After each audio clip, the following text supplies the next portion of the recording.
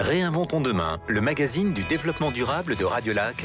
Avec SIG, votre partenaire privilégié pour vous accompagner avec des solutions locales et durables. Bonjour à tous et bienvenue ici sur Radiolac dans cette émission de Réinventons demain, émission mensuelle. Quoique pour ce mois de mai, on a eu la chance d'avoir deux émissions, une en direct il y a quelques semaines du Jardin Anglais pour le Marathon de Genève et celle-ci consacrée aujourd'hui aux expositions SIG avec différents invités qui vont nous rejoindre. Isabelle Dupont-Zamperini, bonjour. Bonjour, oui, et les invités seront nombreux et nombreuses. Alors, des berges de vessie à quartier libre au pont de la Machine. SIG s'engage, SIG expose. Pour en parler aujourd'hui, donc plusieurs invités autour de la table. Nathalie Pezio, bonjour. Bonjour. Alors, vous êtes responsable SIG des lieux d'exposition, du choix des expositions avec votre équipe, bien entendu. Alors, pour quelles raisons SIG, distributeur de fluides, organise des expositions ? Alors, SIG, pour une première raison, c'est pour participer à la vie de Genève au niveau culturel ou au niveau sportif, comme on peut aussi soutenir certaines autres manifestations. Et puis, à travers les expositions, pour démocratiser aussi tout ce qui est art et exposition, parce que toutes nos expositions sont avec entrée gratuite. Alors, vous avez plusieurs sites d'exposition à Genève, les SIG, Nathalie ? Exactement. On a un site aux Berges de Vessie où on expose sur la belle saison de avril à octobre. Et puis, nous avons un site sur le pont de la Machine. Le pont de la Machine qui est vraiment au centre de la cité. Hein. Exactement. Tofik Abdillah, vous avez la charge d'organiser des expositions des SIG depuis 2008. Est-ce que vous avez des critères particuliers pour choisir les expositions, que ce soit aux Berges de Vessie ou à Quartier Libre au Pont de la Machine ? Oui, bien sûr. Donc, les expositions doivent en effet répondre aux valeurs de SIG et à la mission de service public principalement. Notre objectif, c'est de rendre, comme le disait Nathalie, les expositions accessibles au plus grand nombre et puis de sensibiliser le public aux enjeux actuels de la société. Alors, si je veux exposer, une exposition sur les automobiles, je risque de pouvoir la faire ou pas ? Alors, ça sera un peu compliqué. Donc, on a effectivement nos thématiques sont assez larges et diverses, mais généralement, les thématiques reposent sur le développement durable, les énergies, l'équité, les métiers SIG, l'humanitaire ou encore l'art visuel. Donc, c'est vraiment en lien avec l'entreprise. Ça fait combien de temps, en fait, que SIG a ces lieux d'exposition, Nathalie ? Alors, au pont de la Machine, ça fait depuis 2008 et aux Berges de Vessie depuis 2015. Ah oui, donc ça fait quand même un moment. Hein. Et puis, est-ce qu'il vous est déjà arrivé, Nathalie, de refuser une exposition pour certaines raisons ? Alors, comme l'a dit Tofik, on a nos différents critères sur lesquels on se base pour avoir quand même une certaine cohérence et que ça soit cohérent avec les valeurs de SIG.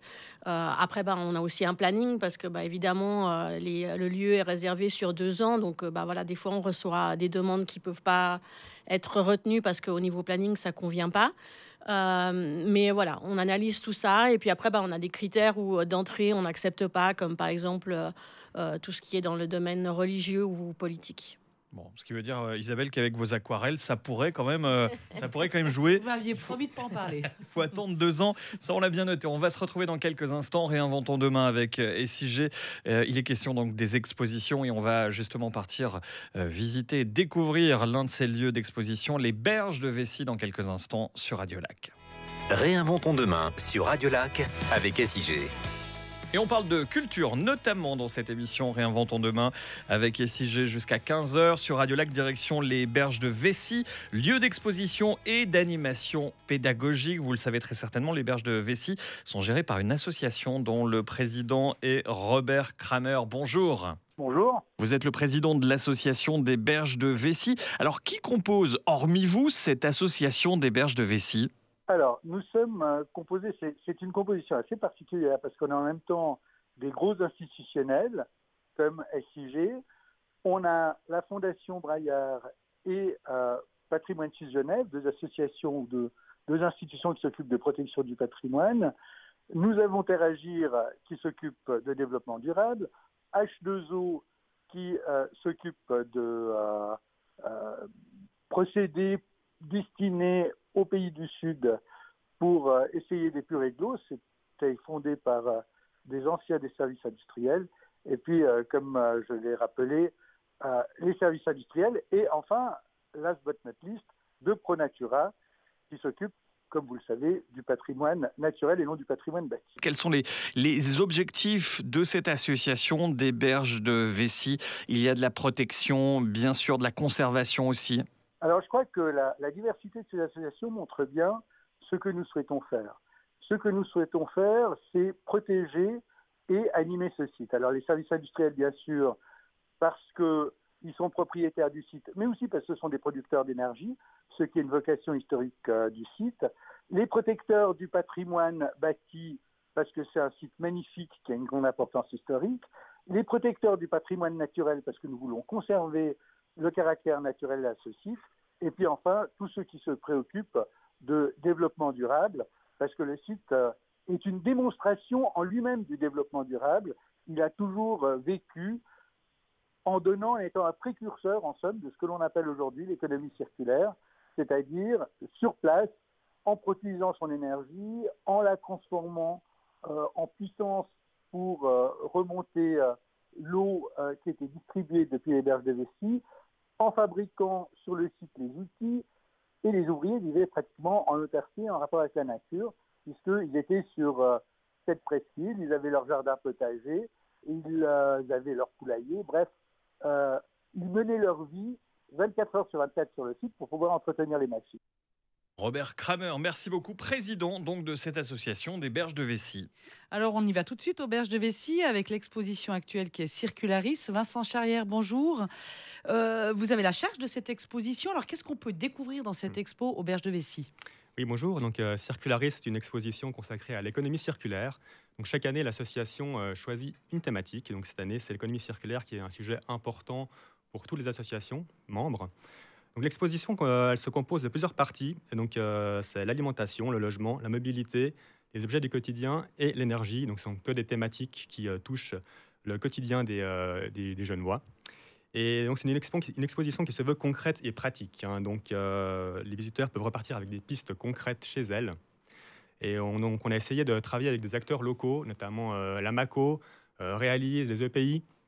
Donc, que des acteurs présents, bien implantés dans le milieu genevois.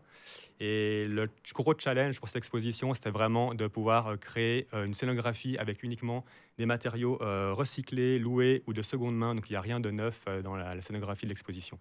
Alors, il y a l'exposition et en marge de l'exposition, comme en général vous avez l'habitude de le faire, il y a des ateliers pédagogiques aux berges de Vessy. C'est quoi ces ateliers ?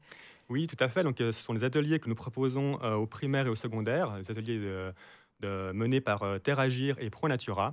Donc, ces ateliers se composent en deux parties. Il y a une première partie qui est la visite de l'exposition, proprement dite. Et la deuxième partie, c'est un atelier soit avec ProNatura, soit Terragir. Donc, si c'est ProNatura, c'est la partie sur l'environnement. Et si c'est Terragir, c'est sur les énergies. Donc, voilà, ça dure environ 3 heures au niveau de la totalité de l'atelier. Et ensuite, on a également des animations autour de l'exposition, en plus, qui sont les ruches et le potager. Donc, on a notamment des écoles de la région qui viennent s'occuper du potager avec un animateur. Donc, ça marche très bien. Si les écoles sont intéressées pour participer à ces ateliers pédagogiques, il faut se rendre sur le site internet des berges de Vessy, c'est ça, pour s'inscrire ? Oui, tout à fait. Donc, nous, on a fait une communication au DIP. Donc, normalement, toutes les écoles sont au courant de ces animations. Et puis, en effet, simplement nous envoyer un email et puis on peut s'inscrire simplement. Alors, ça, c'est l'exposition temporaire, en tout cas, qui a lieu pendant les beaux jours jusqu'à fin octobre. Mais aux berges de Vessy, il y a aussi un projet d'exposition permanente. Tofik, en quoi consiste-t-il ?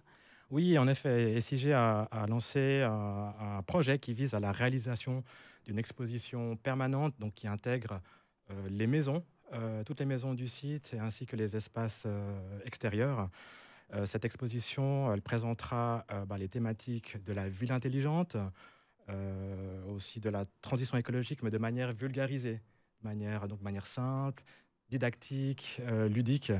Voilà, pour que le grand public puisse comprendre cette problématique. Et c'est à quel moment que cette exposition sera ouverte au public ? Alors actuellement, on est en phase d'avant-projet. D'accord. Donc nous espérons pouvoir accueillir les premiers visiteurs courant 2025. Le rendez-vous est pris? Eh bien, rendez-vous est pris et on va se retrouver également dans quelques instants pour la troisième partie de Réinventons demain. On s'intéresse, vous l'avez compris, aujourd'hui au lieu d'exposition SIG et on va rejoindre l'un d'entre eux que vous connaissez forcément. Peut-être y passez-vous non loin chaque jour pour rejoindre votre travail. C'est le pont de la Machine, direction Quartier Libre, dans quelques instants sur Radio Lac. Réinventons demain, le magazine du développement durable de Radio Lac. Avec SIG, votre partenaire privilégié pour vous accompagner avec des solutions locales et durables. On parle de culture et des lieux d'exposition de SIG ce mois-ci dans cette émission Réinventons demain sur Radio Lac. Quartier Libre, on part pour ce lieu que vous connaissez forcément au centre-ville de Genève. Quartier Libre, lieu d'exposition évidemment pour SIG, situé au pont de la Machine. Nathalie Pezio, quelles sont les expositions justement qu'on y retrouve en lien avec SIG ? Alors effectivement, on a chaque année entre 2 ou 3 expositions par année. On en fait en général une artistique qui peut être en lien avec SIG si c'est en lien avec le développement durable ou pas. Et on peut aussi avoir des expositions artistiques qui n'ont pas de lien avec SIG, toujours dans l'idée de démocratiser l'accès à l'art. Et puis on fait aussi des expositions qui sont vraiment en lien avec nos domaines d'activité, comme on l'a pu l'avoir il y a quelques années sur une exposition sur les sous-sols genevois, où on parlait des différentes choses qui habitent nos sous-sols, dont les réseaux SIG, où nous distribuons nos fluides. Alors, la prochaine exposition Pont de la Machine, Quartier Libre, c'est des affiches de Picasso, une exposition rare, car les objets présentés ne sont pas très connus du public, Tofik. Oui, c'est vrai. Dès le 21 juin, donc, on va accueillir une exposition exceptionnelle donc d'affiches qui nous sont prêtées par le galeriste bâlois Werner Rotlisberger, qui est l'un des 2 seuls collectionneurs au monde justement à posséder l'ensemble des affiches réalisées par Pablo Picasso. Donc on aura là une 50aine d'affiches sur 250 qui seront présentées donc pour la première fois à Genève et dans notre espace d'exposition. Alors bon, on va comme aborder le sujet qui peut fâcher. Pablo Picasso est l'objet d'une polémique sur son traitement qu'il a fait des femmes dans la mouvance de MeToo. Et SIG expose ses affiches. Est-ce que vous êtes à l'aise avec cela ? Alors c'est vrai que dans le cadre des 50 ans du décès de l'artiste, de nombreuses expositions de par le monde sont présentées cette année. Et à SIG, effectivement, on a décidé d'exposer ces affiches et en même temps de sensibiliser le public et surtout les plus jeunes en fait à cet aspect controversé de l'artiste, à sa personnalité qui est aujourd'hui souvent mise en avant. Alors c'est vrai que c'est une exposition rare parce qu'on connaît l'artiste, le peintre, mais les affiches...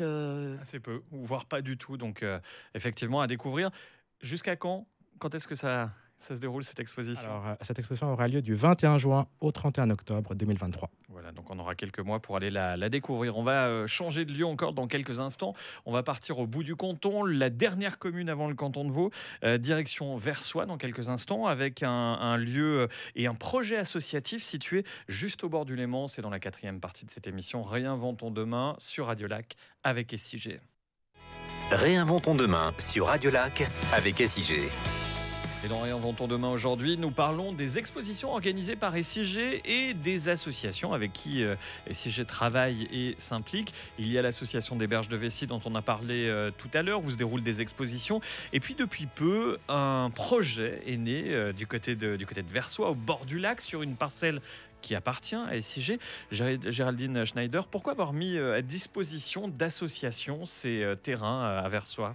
Et bonjour. Il faut savoir qu'à l'origine, ce terrain était mis à disposition uniquement à l'interne et plus particulièrement auprès d'un groupement sportif de l'entreprise.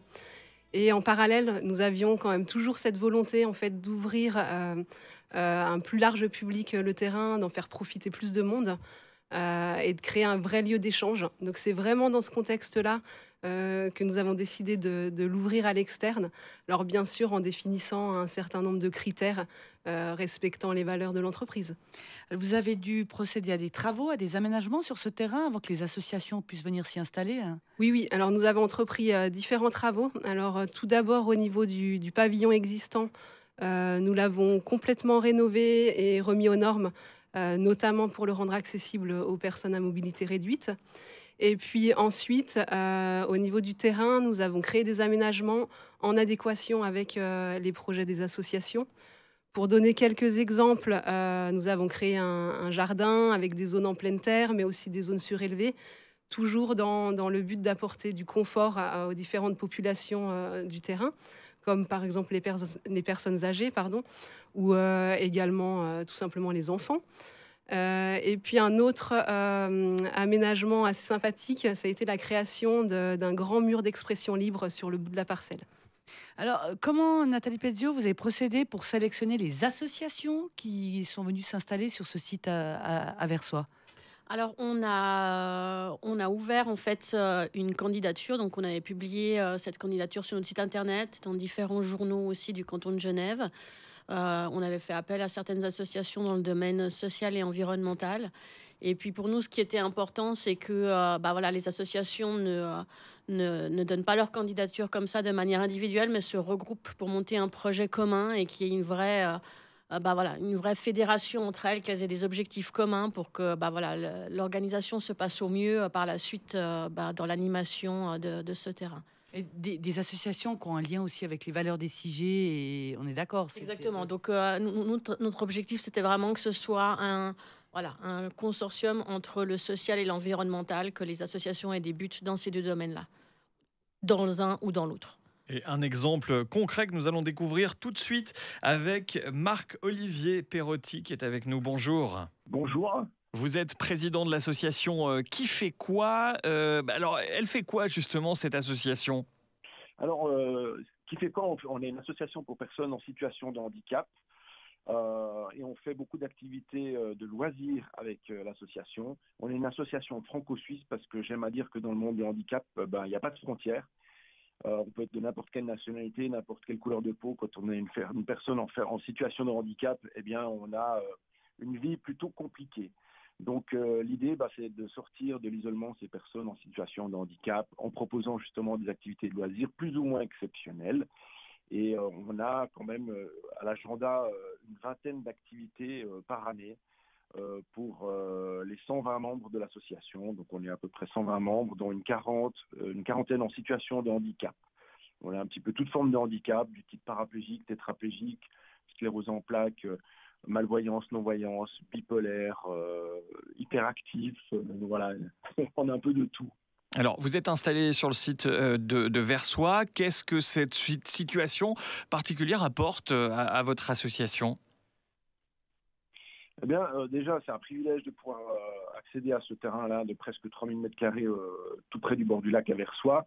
Et ce qu'on a de bien, c'est qu'on peut échanger avec les 7 autres associations qui sont sur ce terrain-là. Alors, la plupart, on ne les connaissait pas. Certaines se connaissaient entre elles, mais nous, on ne les connaissait pas.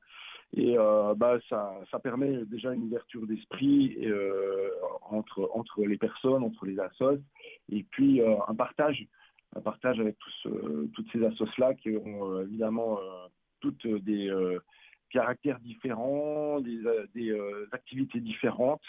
Et de temps en temps, on arrive à se retrouver et à faire quelques partenariats qui commencent à naître un petit peu entre les différentes assos. Eh bien, Qui fait quoi?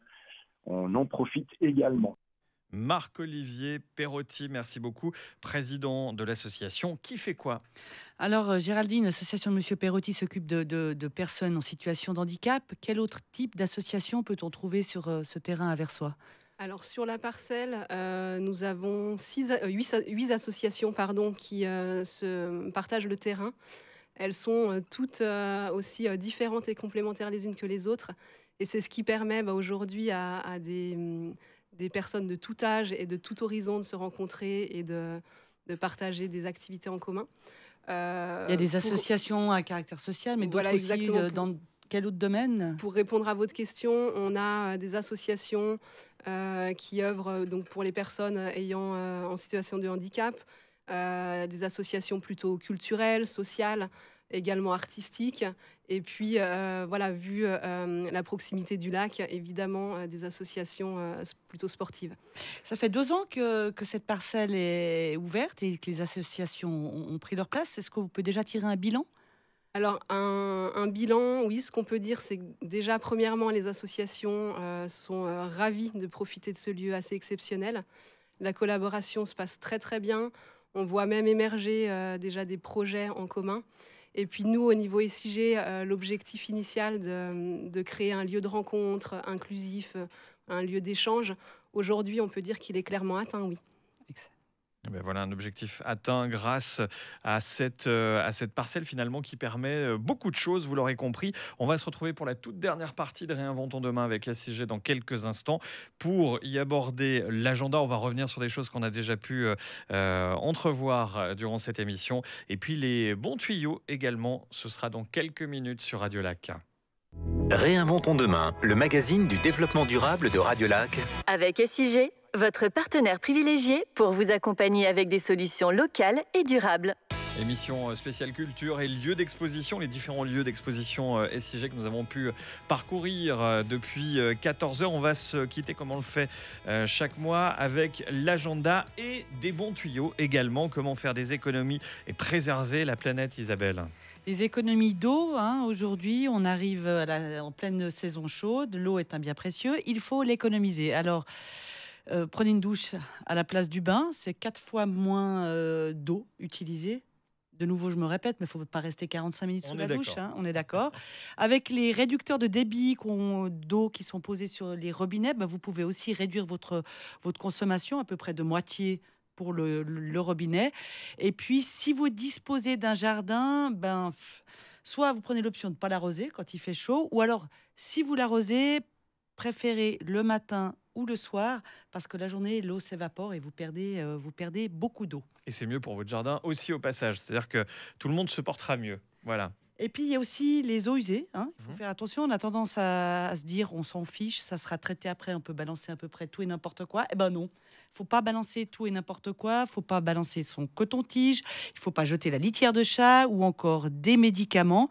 Ça ralentit le traitement de l'eau et ça le perturbe, puisque l'eau qui est traitée après est rejetée comme en milieu naturel. Donc, il faut éviter d'y mettre des choses qui n'ont rien à y faire. Ne jetez pas les mégots de papier ou des détritus dans les grilles d'égout, parce que ça revient aussi dans les eaux usées. On les trie, mais ça demande du travail. Voilà, donc déjà les bons gestes à adopter avant même de parler du traitement de ces eaux. Les choses à voir, les expositions, on en a parlé tout au long de cette émission. Un agenda assez fourni ce mois-ci. Alors actuellement, il y a l'exposition donc Circularis aux Berges de Vessy, l'économie circulaire, un terme qui est à la mode, mais qui est présent un peu partout. Alors qu'est-ce qui se cache derrière l'économie circulaire? Allez à Vessy, voir cette exposition et vous comprendrez tout. Elle est composée, cette exposition, d'éléments de seconde main, empruntés ou recyclés.